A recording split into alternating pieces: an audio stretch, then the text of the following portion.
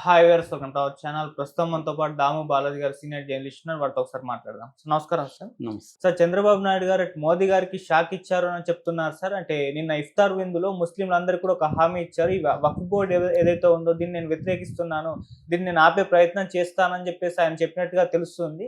So ఇది మోదీ గారికి పెద్ద షాక్ అని కూడా అంటున్నారు. నితీష్ కుమార్ కూడా మరి ఎలక్షన్స్ రాబోతున్నాయి, ముస్లింలందరూ వ్యతిరేకంగా ఉన్నారు కాబట్టి ఆయన కూడా వక్ఫ్ బోర్డుని ఆపే విధంగా ప్రయత్నాలు చేస్తున్నారని తెలుస్తుంది. సో ఈ విధంగా ఇద్దరు లీడర్స్ కూడా దీన్ని వ్యతిరేకించడాన్ని మరి ఏ విధంగా చూస్తారు? మరి ఇదేమన్నా ఆగిపోతుందా? మరి మోదీ గారు ఎటువంటి నిర్ణయాలు తీసుకుంటారు? మీరేం చెప్తారు సార్ దీనికి సంబంధించి? యాక్చువల్గా నిన్న ఆల్ ఇండియా ముస్లిం పర్సనల్ లా బోర్డు దేశవ్యాప్త ఆందోళనకు పిలిపించింది. ఎందుకంటే ఇది రంజాన్లో చివరి ఫ్రైడే నిన్న.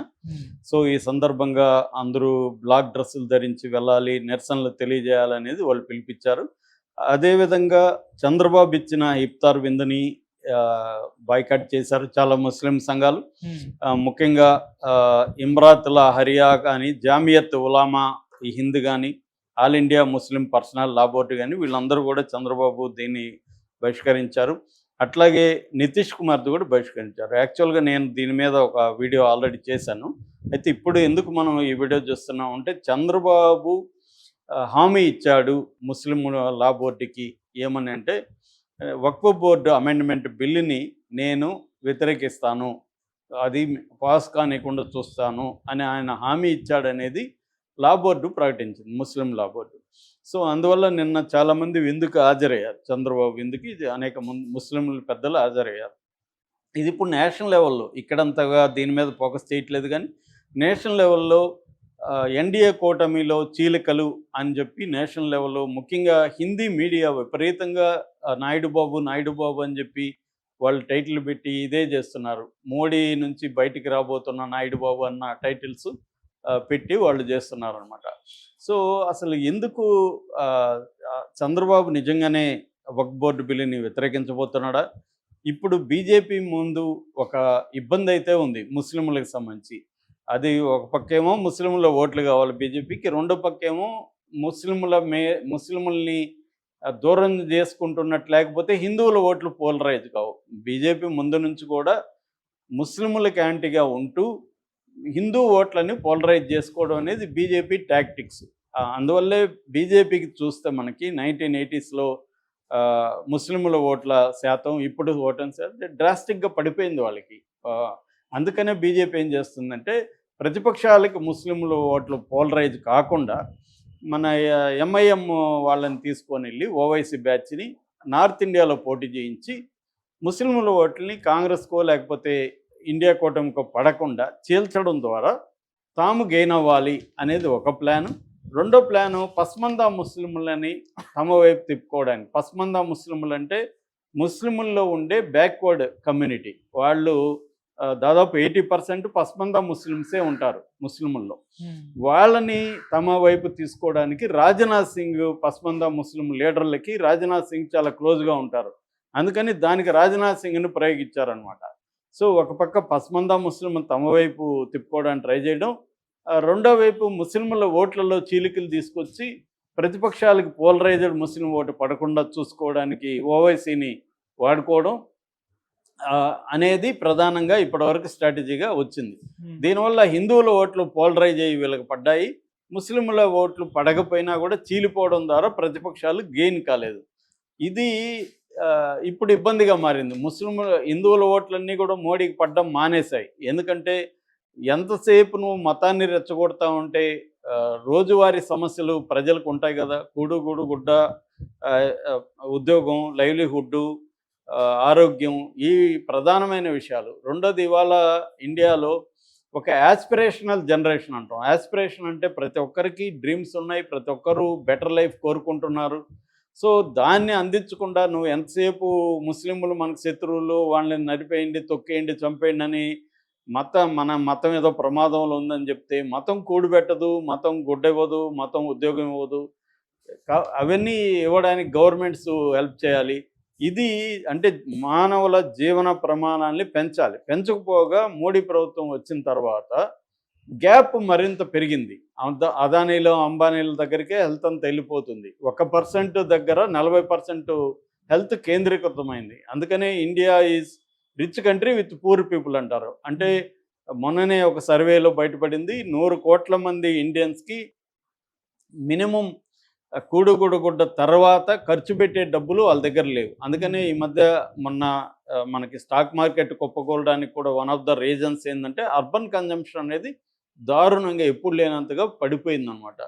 సో ఈ అందువల్ల ఇప్పుడు ఏం చేస్తున్నారంటే ముస్లింలను కూడా దువ్వడానికి ట్రై చేస్తున్నారు. పైగా తమకి దాదాపు 60 సీట్ల పైన ఈసారి తగ్గాయి కాబట్టి చంద్రబాబు, నితీష్ కుమార్ల 2 ఊతకర్రల్లాగా చేసుకొని ఈ ప్రభుత్వం నడవాల్సిన పరిస్థితి.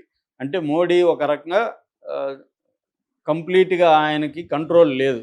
వీళ్ళిద్దరి మీద అయితే డిపెండ్ అవ్వాలి. సో వీళ్ళిద్దరు కూడా నితీష్ కుమార్ కానీ ఇటు చంద్రబాబు కానీ సెక్యులర్ లీడర్స్. బేసిక్గా మధ్యలో వాళ్ళు రాజకీయాల కోసం అటు ఇటు చేసి ఉండొచ్చు, కానీ బేసిక్గా సెక్యులర్ లీడర్స్ ఇద్దరు కూడా. అందువల్ల ముస్లింలకి వీళ్ళిద్దరి మీద ఎంతో కొంత నమ్మకం ఉంది. పైగా ఓట్ బ్యాంక్ కూడా వీళ్ళిద్దరికి అవసరం ముస్లింలకి. అటు నేను నిన్న కూడా చెప్పాను, అటు బీహార్లో దాదాపు 1,76,00,000 మంది ముస్లింలు ఉన్నారు. దాదాపు 17% వాళ్ళు అక్కడ ఓటర్స్లో ముస్లింలు శాతం. అందువల్ల ఆ 17% ఓట్ అనేది నితీష్ కుమార్కి చాలా ఇంపార్టెంట్. ఇక్కడ చంద్రబాబుకు కూడా దాదాపు 40-50 లక్షల మంది ముస్లింలు ఉన్నారు. దాదాపు 8-10% ముస్లిం ఓటర్స్ ఉన్నారు ఆంధ్రప్రదేశ్లో కూడా. వీళ్ళ ఓట్లు కూడా చాలా ఇంపార్టెంట్. అందుకని వీళ్ళు ఏం చేస్తున్నారంటే ఇప్పుడు వక్ఫ్ బిల్లు అనే దాన్ని చాలా తీవ్రంగా వ్యతిరేకిస్తుంది ముస్లిం సమాజం. ఎందుకంటే ముస్లింలకు సంబంధించిన అనేక ఆస్తులు, మసీదులు కావచ్చు, దర్గాలు కావచ్చు, మదర్సాలు కావచ్చు, శ్మశానాలు కావచ్చు, కబరస్థాన్ అంటారు కదా, అలాగా వాళ్ళ రకరకాల రిలీజియస్ ప్రాపర్టీస్ అన్నీ కూడా వాళ్ళ కంట్రోల్ నుంచి తప్పించడం, కలెక్టర్ల స్థాయిలోకి ఇచ్చేయడం, ముస్లిం వక్ఫ్ బోర్డులో నాన్ ముస్లింలను పెట్టడం, ఇలాంటి అనేక చర్యల ద్వారా ముస్లింలకు ఉన్న ఆస్తులు, ఎందుకంటే నెంబర్ 1గా ఉండే ఇండియాలో ఆస్తులన్నీ వాళ్ళ దగ్గర ఉన్నాయి, దాన్ని లాగేసుకొని వాళ్ళని ఎకనామిక్గా వీకెన్ చేస్తే వాళ్ళు బలహీనపడిపోతారన్న ఉద్దేశంతో మోడీ ఈ బిల్లును తీసుకొచ్చాడనేది ప్రధాన విమర్శ. దీనికి చంద్రబాబు వ్యతిరేకించకపోతే చంద్రబాబును బాయ్కాట్ చేస్తామని నేషనల్ ముస్లిం లా బోర్డు వీళ్ళందరూ ప్రకటించారు, ఆల్ ఇండియా ముస్లిం లా బోర్డు. సో ఇప్పుడు చంద్రబాబు మాకు హామీ ఇచ్చాడు అంటున్నారు, కానీ పబ్లిక్ స్టేట్మెంట్ ఏది చంద్రబాబు ఇవ్వలేదు. చంద్రబాబు ఏంటంటే కర్ర విరగకుండా, పాము చావకుండా ఒక డ్రామా ఆడుతున్నట్టుగా మనకు కనబడుతుంది. సో అంటే ఒక పక్క ముస్లింల ఓట్లు కావాలి చంద్రబాబుకి, రెండో పక్క మోడీని గట్టిగా వ్యతిరేకించే పరిస్థితి కూడా లేదు చంద్రబాబు. అంటే చంద్రబాబు ఈ ప్రభుత్వం నుంచి బయటకు వస్తాడు అన్నట్టుగా హిందీ ఛానల్స్ ప్రొజెక్ట్ చేస్తున్నాయి, కానీ మనకిక్కడ తెలుసు చంద్రబాబు పవన్ కళ్యాణ్ ఎదిరించలేడు, ఇటు మోడీని ఎదిరించలేడు. కానీ హిందీ ఛానల్స్ చూస్తే దాదాపు నేను ఒక 30 ఛానల్స్ రెగ్యులర్గా ఫాలో అవుతుంటా హిందీ ఛానల్స్. అవి మ్యాక్సిమం మోడీకి యాంటీగా పనిచేసే ఛానల్స్. రవీష్ కుమారు ఇలాంటి వాళ్ళు ఉన్నారనమాట, దేశభక్తి ఛానల్ ఇలాగ చాలా ఉన్నాయి, ధ్రువరాటి, వీళ్ళందరూ కూడా ఏంటంటే ఈ నిన్నటి నుంచి వాయిస్తున్నది ఏంటంటే నాయుడు బాబు మోడీకి జలక్కిస్తున్నాడు, మోడీని వ్యతిరేకిస్తున్నాడు అనేది అంటున్నారు. నిజానికి పార్లమెంటరీ కమిటీ ఏదైతే దీని మీద చర్చ జరిపిందో దాంట్లో కూడా వీళ్ళు ఉన్నారు, ఎవరు తెలుగుదేశం వాళ్ళెవరు అక్కడ వ్యతిరేకించలేదు. కానీ ఇప్పుడు చంద్రబాబు నేను దాన్ని అడ్డుకుంటాను, మీ ఆస్తులకి నేను భరోసా అంటున్నాడు. ఇవన్నీ ఏంటంటే జనరల్గా మాట్లాడే వేగ్ స్టేట్మెంట్లు. మీ ఆస్తులకి నేను భరోసా అంటే ఎట్లా భరోసా? ఆల్రెడీ బిల్లు వచ్చేస్తే ఈయన ఏం చేస్తాడు? కాబట్టి ఇదంతా ఏంటంటే ముస్లింలను ఏదో మభ్యపెట్టడానికి మాట్లాడుతున్నట్టుందిగా తప్ప చంద్రబాబు సీరియస్గా ఓపెన్గా చంద్రబాబు కానీ ఆయన ఎంపీలు కానీ ఎవరు కూడా ఎక్కడ కూడా వక్ఫ్ బోర్డు అమెండ్మెంట్ బిల్లుని మేము వ్యతిరేకిస్తాము అని వాళ్ళు ఎక్కడ చెప్పట్ల, పబ్లిక్ స్టేట్మెంట్ ఇవ్వట్ల. ముస్లిం లా బోర్డు చెప్పుకుంటుంది, మరి ఇది వేగ్గా ఉంది. దీనివల్ల ఏం తెగదు.